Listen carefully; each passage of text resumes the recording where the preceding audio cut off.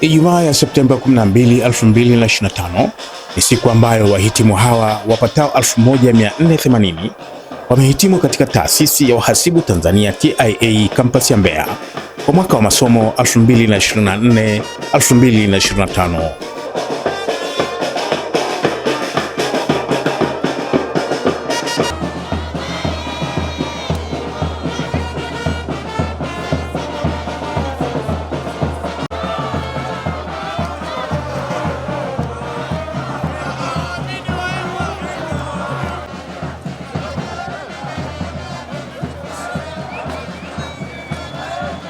Furaha ya wahitimu hawa wa taasisi ya uhasibu Tanzania TIA kampasi ya Mbeya ambao ni 13% ya wahitimu wote 11,382 wa kampasi zote 8 kwa mwaka huu 2024-2025.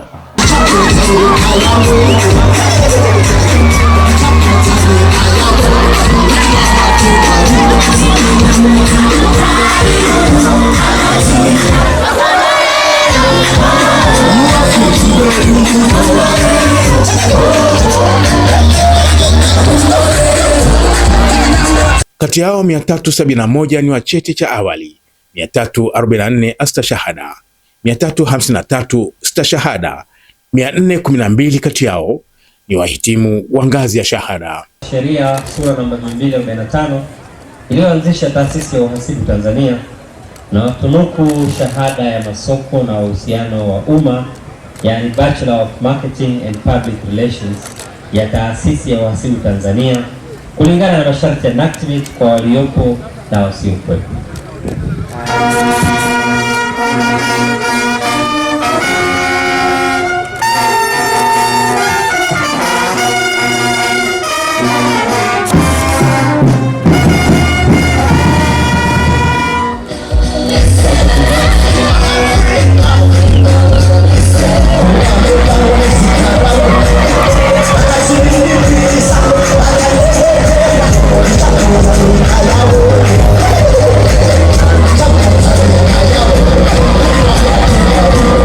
Ben Malisa ni mkuu wa mkoa wa Mbeya, ndiye mgeni rasmi katika mahafali haya yanayofanyika kwa mara ya 13 kwa kampasi ya Mbeya, ikiwa ni mahafali ya 23 kwa taasisi ya uhasibu Tanzania TIA.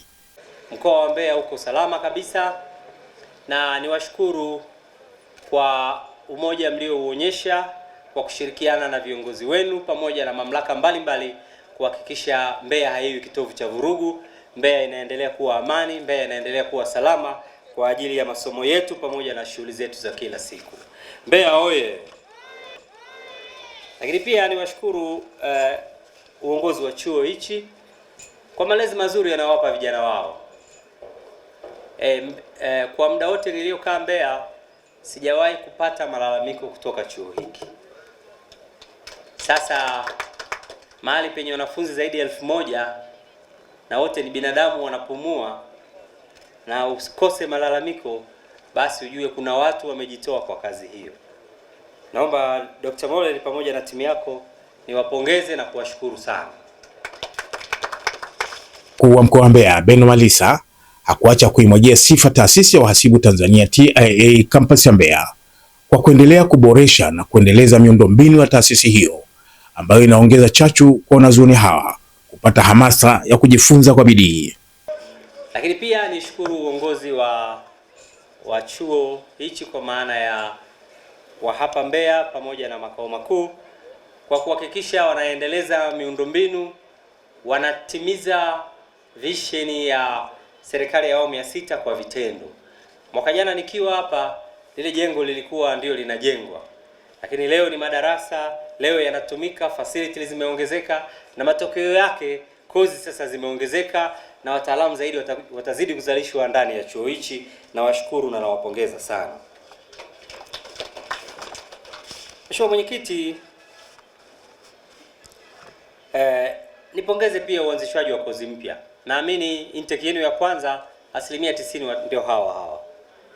Kwa hiyo niwaombe vijana, tumehitimu leo, ila tumehitimu kwa hatua hii, lakini elimu haina mwisho.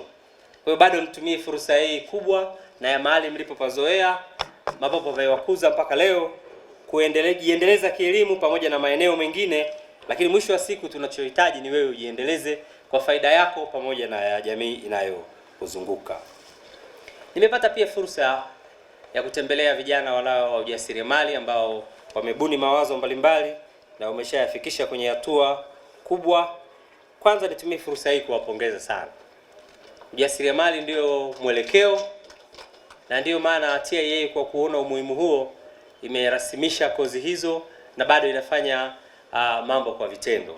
Nitumie fursa hii kuwapa taarifa rasmi.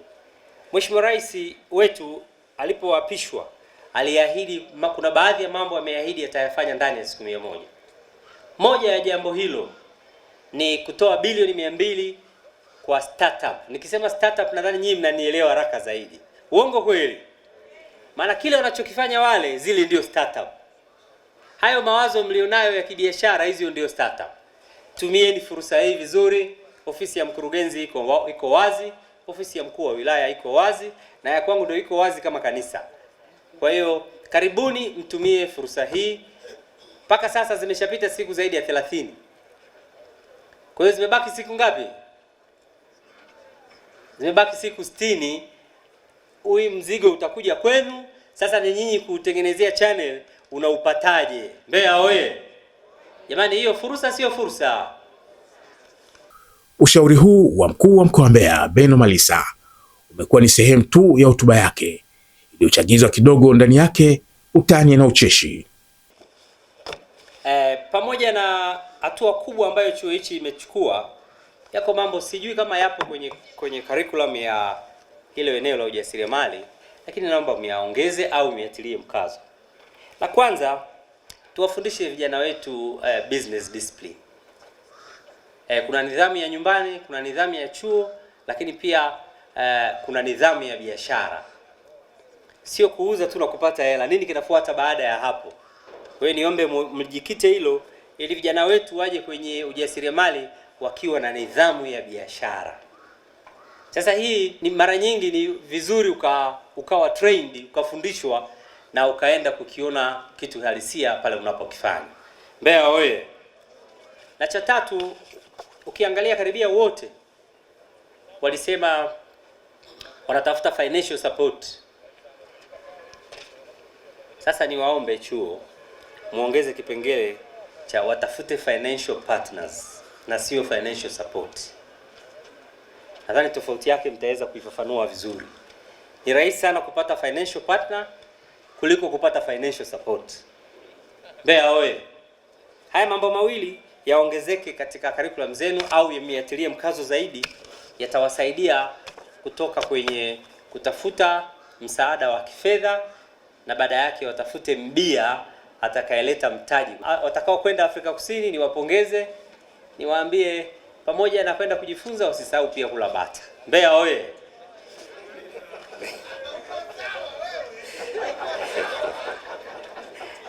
Mbeya oye! Fursa zilizopo katika mkoa wa Mbeya ni moja katika maeneo ambayo wahitimu kutokea taasisi ya uhasibu Tanzania TIAA wanaweza kuona ni mahala stahiki kwao kuwekeza ubunifu wao na hivyo kujiendeleza kiuchumi. Mheshimiwa Mwenyekiti, mkoa wetu una fursa nyingi. Ni mkoa ulioko katikati ya mikoa 7 ndani ya nyanda za juu kusini. Kwa hiyo ni mkoa ambao asilimia 90 wapo kwenye mnyororo wa kilimo. Na sasa tuna fursa nyingine ya madini, utalii kwa kiwango chake. Kwa hiyo fursa ya viwanda vidogo vya kati, biashara, usafirishaji, kwa sababu lango la SADC ni Tunduma, ndipo tunapoelekea sasa. Na bado pia iko fursa kubwa ambayo inaendelea kufunguka kila siku ya uwekezaji kwenye teknolojia na mifumo ya kidigitali. Mwenyekiti wetu ameizungumza vizuri sana. Niwaombe mtumie fursa hizi na muone Mbeya ni mahali penu pa kuanzia maisha. Mbeya oye! Ipo pia miradi mikubwa kimkakati ambayo inatoa fursa kwa kundirika hili. Itumieni vizuri. Japo tukitembelea kwenye mitandao, matumizi yetu sisi Waswahili kwenye mitandao ni changamoto kidogo tofauti na wenzetu.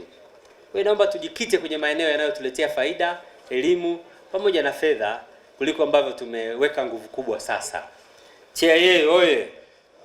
Niwaombe tu muendelee kuwa wabunifu na mjaribu sana kutengeneza mawazo yanayotoa majawabu ya changamoto zilizoko kwenye jamii inayotuzunguka. Lakini pia tumieni teknolojia kwa tija, na tumieni mitandao hii kutengeneza vipato vizuri na halali.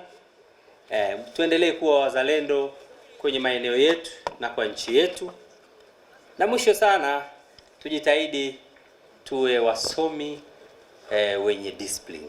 Awali mtendaji mkuu wa Taasisi ya Uhasibu Tanzania TIA, Profesa William Amos Palanjo ameweka bayana sababu za kuanzishwa kwa kozi 5 ili kuongeza fursa zinazoendana na soko la ajira nchini. Tumeanzisha shahada ya uzamili ya sayansi katika uhasibu na fedha. Pili, tumeanzisha shahada ya uzamili ya sayansi katika ununuzi na ugavi. Tatu, tumeanzisha shahada ya uzamili ya uongozi wa biashara katika usimamizi wa miradi. 4, tumeanzisha shahada ya uongozi wa rasilimali watu. Na 5, tumeanzisha shahada ya usimamizi wa biashara.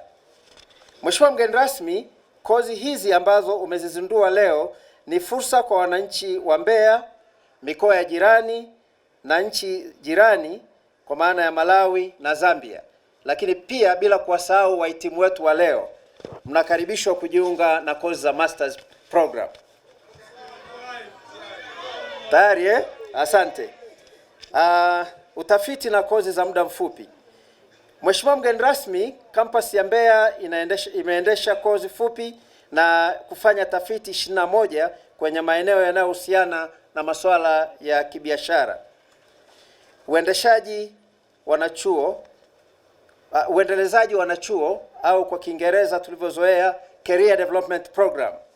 Mheshimiwa mgeni rasmi, tumeendelea kuwaendeleza wanachuo kupitia kitengo cha ukuzaji na uendelezaji wa wanachuo kitaalamu na kitaaluma. Katika shindano letu la ubunifu, mshindi wa kwanza kwa mwaka 2025-26 kutoka kila campus atapata fursa ya kutembelea chuo kikuu cha Pretoria nchini Afrika Kusini. Mheshimiwa mgeni rasmi, kadhalika kupitia ushirikiano na SIDO, wanachuo 200 walipata mafunzo ya ujasiriamali kwa vitendo. Aidha, programu ya kubadilishana wanafunzi imefanikiwa ambapo wanafunzi 2 kutoka kampasi ya Mbeya walikwenda nchini Lithuania kwa miezi 6, yani semester 1. Hii ni programu ya kubadilishana wanafunzi na imewapa fursa ya kupata maarifa ya kimataifa, yani international exposure. Takwimu za wahitimu.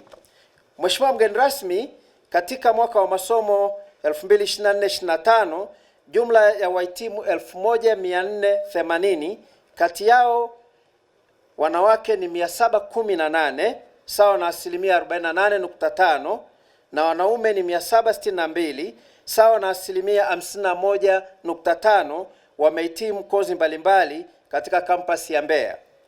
Mheshimiwa mgeni rasmi, wahitimu hao ni kama ifuatavyo.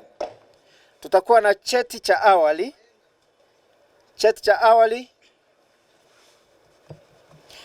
awali watakuwa 371, astashahada watakuwa 344, stashahada watakuwa 353 na shahada watakuwa 412. Mheshimiwa mgeni rasmi, wahitimu hawa wanafikisha 13% ya wahitimu wote, yani wahitimu 11,382 wa kampasi zote 8 za TIA kwa mwaka 2024-25. Wito kwa wahitimu. Ndugu wahitimu, naomba muendelee kujiendeleza zaidi kama tulivyosema kwenye masters program, kwa kuwa tumewaletea hapa Mbeya, kuamini mawazo yenu ya kibiashara kama ambavyo tumeyaona kwenye exhibition yenu, na kuendeleza ubunifu katika kutatua changamoto zilizopo kwenye jamii. Ninajivunia kuona vijana wa TIA wakiwa na maono makubwa ya kujiajiri, kuajiri wengine na kushiriki kikamilifu katika mabadiliko chanya ya taifa. Kwa upande wake, mwenyekiti wa bodi ya ushauri ya Wizara ya Fedha, Profesa Jehovanes Alkaeli, amepata fursa ya kuwaasa wahitimu, ikiwa ni pamoja na kueleza dhamira ya Taasisi ya Uhasibu Tanzania TIA kuwajenga wahitimu kuziona fursa na kuzitumia ipasavyo. Bodi ya ushauri ya wizara tunatoa pongezi za dhati kwa afisa mkuu mtendaji Profesa William Palanjo pamoja na watumishi wote wa TIA kwa kuendelea kutoa elimu bora na kuzalisha wanataaluma wenye umahiri mkubwa wanaokidhi mahitaji ya soko la ndani ya nchi na hata nje ya nchi hii. Mheshimiwa mgeni rasmi, serikali ya awamu ya 6 imeendelea kuwekeza kwenye miundombinu ya ufundishaji na kujifunzia katika kampasi yetu ya Mbeya, kukamilika kwa maktaba yenye uwezo wa kubeba wanafunzi wanaokaa 300 kwa wakati mmoja, maabara ya kompyuta yenye uwezo wa kuchukua wanafunzi 250 kwa wakati mmoja, ukumbi wa mihadhara wenye uwezo wa kuchukua wanafunzi 200 kwa wakati mmoja, na madarasa yenye uwezo wa kuchukua wanafunzi hadi 500 kwa wakati mmoja. Inachochea ongezeko la wanafunzi kutoka wanafunzi 2888 wa mwaka 2024-25 hadi wanafunzi 3349 mwaka wa 2025-26. Mheshimiwa mgeni rasmi, kufuatia juhudi hizi za serikali katika sekta ya elimu nchini, nachukua fursa hii kuasa wahitimu wetu leo kutumia elimu yao walioipata kama nguzo ya mafanikio katika kufikia ndoto zao walizonazo. Mheshimiwa mgeni rasmi, kwa ajili ya wahitimu ambao wote naamini leo mna furaha kama ambavyo nimewasikia, ninajua swala kubwa ambalo tunalo mbele ya vijana ni swala la ajira. Mheshimiwa mgeni rasmi, mimi ninapenda kuhakikishia kwamba TIA hapa tuko katika kujenga si waajiriwa tu, bali pia ni waajiri wa kuanzia sasa kwenda mbele. Ni vijana ambao wamepata nafasi ya kuwa kwenye kituo chenye kasi kubwa kwenye ubunifu. Ni vijana ambao wamefunguka mawazo, wanaoweza kuona fursa na kuzitumia. Ni vijana ambao wako tayari kuweka vyeti vyao chini sasa na kuingia katika soko kufanya mambo makubwa. Na hivi ndivyo wanavyojisikia wahitimu hawa mara tu baada ya kutunukiwa shahada zao. Kwa majina naitwa Consolata Lenatus Kibao. Namshukuru Mwenyezi Mungu mwingi wa rehema kwa siku hii ya leo ya graduation ya 23 campus ya Mbeya. Mimi ni mwanafunzi ambaye nimetoka kuhitimu degree of procurement and logistics management. Nashukuru sana. Kwa jina naitwa Haruni Kasiani Kidege, ni mhitimu wa chuo cha TIA ambayo natunukiwa leo natunukiwa bachelor ya ununuzi na ugavi katika chuo hichi. Safari yangu ilikuwa ni ndefu, toka mwaka 2019 nilianza certificate mpaka leo hii ndo nahitimu, lakini tunaishukuru serikali imeweza kutupa fursa nyingi za mikopo mpaka leo hii tumeweza kufanikiwa. Kwa majina anaitwa Charles Subi Robert, ni mhitimu wa shahada ya ununuzi na ugavi. Tunajisikia fahari kumaliza leo elimu yetu ya shahada ya mwaka, na tunamshukuru Mungu. Ni mbali tulikotoka, lakini ametusaidia tumefika salama. Tunashukuru sana kwa mahafali haya ambayo yanatuwezesha watu wa ugavi. Kwa majina ya wanawake 23 na wanaume 41 wamehitimu cheti cha masoko na uhusiano wa umma, yani technician certificate in marketing and public relations cha taasisi ya uhasibu Tanzania. Mheshimiwa mgeni rasmi, naomba watunuku wahitimu wasiokuwepo cheti cha masoko na uhusiano wa umma, yani technician certificate in marketing and public relations cha taasisi ya uhasibu. Hawa ni baadhi ya wanafunzi wa taasisi ya uhasibu Tanzania TIA ambao wametumia fursa ya mafunzo waliowapata katika taasisi hiyo na kufanya ubunifu huu. Baada ya kuona kwamba matunda mengi yanaharibika baada ya kufika sokoni au wakati wa matumizi ya watu ukishafika yanahitajika kutumika, matunda mengi yamekuwa yakiharibika kwa muda mchache, lakini kupitia hii idea ya fresh powder, hii itasaidia matunda kupatikana kwa muda mrefu na kutokuharibika mapema, hata kama sio sio msimu wa hayo matunda kuwepo, lakini matunda hayo yanaweza kupatikana kupitia hii fruit powder. Baada ya kutengeneza ule unga, mtu anaweza akatumia kwa matumizi mbalimbali. Unaweza ukatumia kama juice au unaweza ukatengenezea ice cream, ambayo juice unaweza ukachanganya maembe, ukachanganya na nanasi, ukapata ladha tofauti na mtu ambaye atachanganya parachichi na chungwa. Kwa utafiti ambao umefanyika niliofanya ni kwamba hii product sokoni haipo. Hivyo nilikuwa ninaomba wizara ama sekta binafsi waweze kuona kama hii ni fursa ambayo itawasaidia watu kupata matunda hata kama sio kwa msimu wa uwaji. Kwa majina naitwa Samola Konas Yaule, niko hapa chuo cha TIA Mbeya mwaka wa pili, Bachelor of Accountants, na nimebuni mradi huu wa ufugaji wa kanga kwa sababu ya vijana wengi kukosa ajira baada ya kumaliza masomo yao chuo kikuu. Mradi huu unahitaji mtaji mdogo kwa sababu mtu anaweza akaanza tu na mayai ya kanga kwa kutumia kuku wa kienyeji, wakatotoa na kuanza kupata kanga ambao wanaweza kutumika katika kujipatia kipato endelevu. Kwa kutumia kanga inaweza kutumika kama chakula cha samaki, lakini pia kanga huyo pia kinyeseka katika masuala ya kilimo cha mboga mboga kama vile mchicha, Chinese, sukuma wiki, ambazo pia zinaweza kutumika pia katika kulishia kanga. Kwa hiyo mtu anatumia gharama ndogo lakini pia anapata faida kubwa. Kwangu mimi unaninufaisha kwa sababu sihitaji mtaji mkubwa sana ili nianze ufugaji. Ninachohitaji mimi tu ni mtaji mdogo wa kanga wachache, aidha hata nikiwa na mayai na kuku wa kienyeji. Nitachukua mayai ya kanga, nitatafuta kuku wa kienyeji watatotoa, na nitaanza kupata kanga ambao naweza nikafuga na kupata faida zaidi.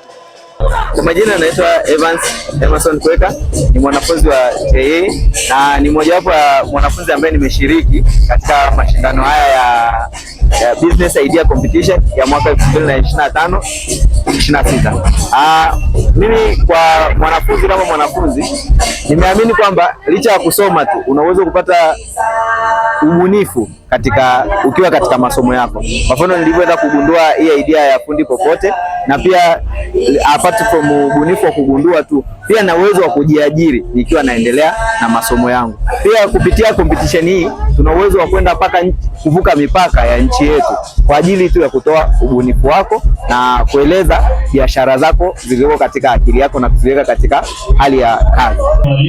Kwa jinsi tulivyopata fursa hii iliyotolewa na chuo chetu cha TIA, cha kwanza kabisa unaanza kujuana na watu tofauti tofauti na makampuni tofauti tofauti mengi ya uwekezaji kama vile SIDO na makampuni mengine, mabenki ambao wanahitaji biashara kama hizi, na pia vile vile unapata fursa ya kutoka nje ya mipaka ya Tanzania kwenda kupeleka idea yako au wazo lako la kibiashara.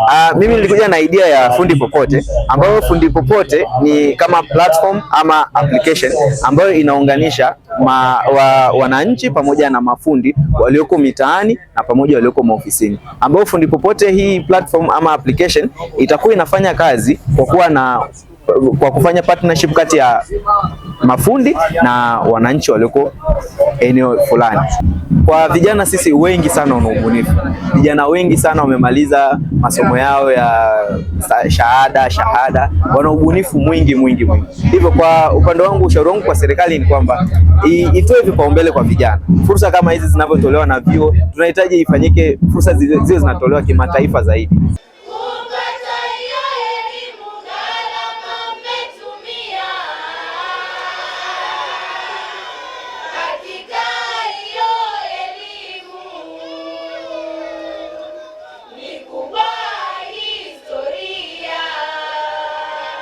Jumla ya wahitimu 1480 wakiwemo wanawake 718 sawa na 48.5% na wanaume 762 sawa na 51% wamehitimu kozi mbalimbali katika kampasi ya Mbeya. Shukrani za dhati ziende kwa uongozi mzima wa Taasisi ya Uhasibu Tanzania TIA, hususan Taasisi ya Uhasibu Tanzania kampasi ya Mbeya. Kwa niaba ya mwenzangu mpiga picha Joseph Mwisango, ni mimi mwandaji na msimulizi wako Rashid Mkwinda, Mbeya Yetu Online TV.